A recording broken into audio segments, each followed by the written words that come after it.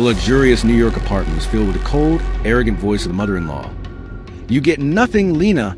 Sign these papers and get out. You are a stain on our family name." The sound of a crisp stack of legal papers being slammed onto a marble table followed. Then the calm, deep voice of the wife, Lena, cut to the noise. "I already signed them, Mrs. Sterling, but I must disclose a conflict of interest." The sharp, shocking sound of a bank app on Lena's phone chiming a dollar billion balance was a climax, followed by the terrifying realization of the in-laws. The woman they were disinheriting was the ultimate economic authority in the room. The setting was a lavish, but deeply uncomfortable, Fifth Avenue penthouse apartment of the wealthy Sterling family in New York City. The atmosphere was thick with hostility. Lena Sterling, formerly Vance, a woman of dark complexion in her early 30s, sat across a massive mahogany table from her in-laws, Victor Sterling, the patriarch, and Mrs. Diana Sterling, the matriarch. Lena's husband, Arthur, was conveniently absent, claiming an emergency flight to Asia. Lena, dressed simply, had spent the last 5 years quietly managing a small nonprofit organization focused on technology literacy for inner-city youth. The confrontation began when Victor Sterling slid a thick, intimidating stack of divorce papers across the table. "Sign here, Lena," Victor commanded, his voice sharp and dismissive. Arthur decided this marriage was a mistake. "We've been very generous. We're offering you a one-time settlement of $50,000 and a non-disclosure agreement. That's 10 times what you earned in your little charity job." Diana, the matriarch, sneered. "Frankly, Lena, your low-status background was embarrassing enough. Now that Arthur is about to merge his firm into a truly elite partnership, we need this clean break. You get nothing of substance. Your contribution was zero." The injustice was immediate and clear. The in-laws were seeking to rob Lena of her rightful marital claim and her dignity, based purely on her perceived low financial status and dark complexion. Lena was the victim silently hurt by the hostile assumption of class and fraudulent behavior. The ominous hint of future reversal was a plain, simple smartwatch Lena wore. It was not a fitness tracker. It was a high-security, encrypted device linked to the global financial network. Fresh, unique opening style. Focus on perceived gold digger, being disinherited versus the massive, hidden fortune she already possessed. Lena calmly picked up the documents, her face utterly composed despite the biting insults. "Mr. and Mrs. Sterling, the marriage may be over, but the claim for marital assets is not easily dismissed by a $50,000 check," Lena said, her voice soft but steady. "The wrongdoers are loud, arrogant, confident." Diana Sterling erupted in a burst of high-pitched laughter. "Claim? What claim? Did you develop a trading algorithm? Did you buy a building? You run a free daycare with old computers. The only asset you brought to this marriage was Arthur's patience." Victor Sterling leaned across the table, his face stern. "Listen to me, Lena. We have our lawyers standing by. If you fight this, we will drag your name through every New York paper. We will destroy your charity, and we will ensure you spend every penny of that $50,000 on lawyers. This is your warning." The aggressive assumption of fraud, designed to publicly discredit and displace Elijah, was a clear act of discrimination. Lena suffered emotionally. She felt the cold sting of his position being dismissed, and the humiliation of being accused of lying to occupy a space he rightfully owned. The tension surged as Victor Sterling pulled out his secured phone, ready to call his attorney, Thomas Harrington. "Fine. You want a war? You'll get one. Harrington will have a restraining order filed against you and your little charity by the end of the hour." A low-status relative intervened, a nervous young maid named Clara, a person of dark complexion who had been serving water, quietly moved to Lena's side and offered her a fresh glass, a silent gesture of support against the Sterling's cruelty. Clara's gesture was an attempt to provide the judge with an official basis for the judge to enforce order, but she instantly retreated when Arthur pointed a furious finger at her. Diana Sterling pointed a furious finger at the maid. "Clara, get away from the claimant. You are relieved of duty. Complacency with fraud." Diana successfully silenced the low-status intervention. Victor was triumphant. He waited by the phone for his attorney to pick up. "You should have cooperated. Lena, now you'll be facing multiple suits designed to bankrupt you." Chief Legal Counsel David Lee of Sterling Industries had been alerted to the unusually high-priority demand from Victor Sterling for a preemptive restraining order against the estranged wife. Lee, who was aware of certain highly confidential corporate matters, immediately paused his work and started paying attention, accessing the home security feed for Fifth Avenue penthouse. Lena pulled out her secured satellite phone, not to call the police, but to call the Global Skies corporate legal team. Just before the shocking reveal, we want to take a quick moment to thank you for your support, love, and kindness. We wouldn't have come this far without you. Subscribing is one of the best ways you can help us. It's quick, free, and allows us to continue to bring you great content. Your support means everything. Let's keep this channel growing collectively. Where are you watching from? Drop your city and country in the comments below. Thank you very much. Now, let's get back to the story. Victor Sterling finally got his lawyer, Thomas Harrington, on the line. He turned his attention fully to the phone, speaking loudly.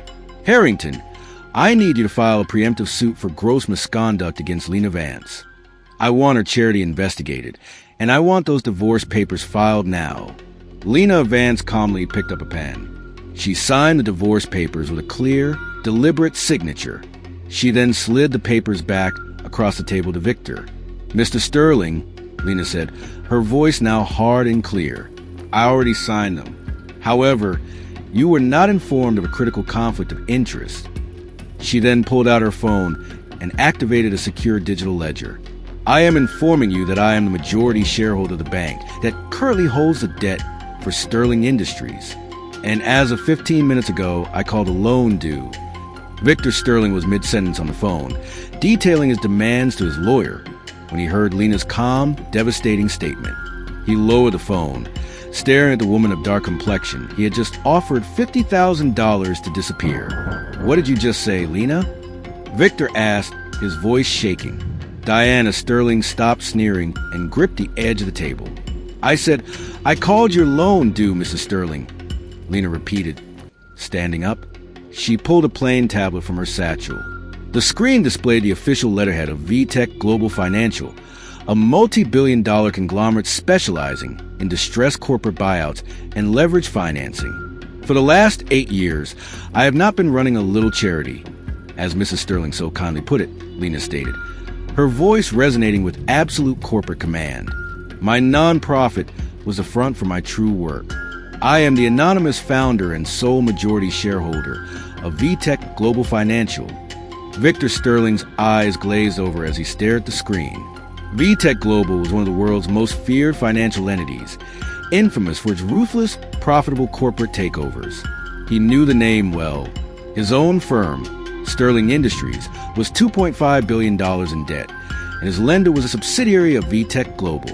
VTech is your company," Diana whispered, her voice barely audible. But you run a charity." Lena looked directly at the woman who had mocked her background. "The charity was necessary, Mrs. Sterling.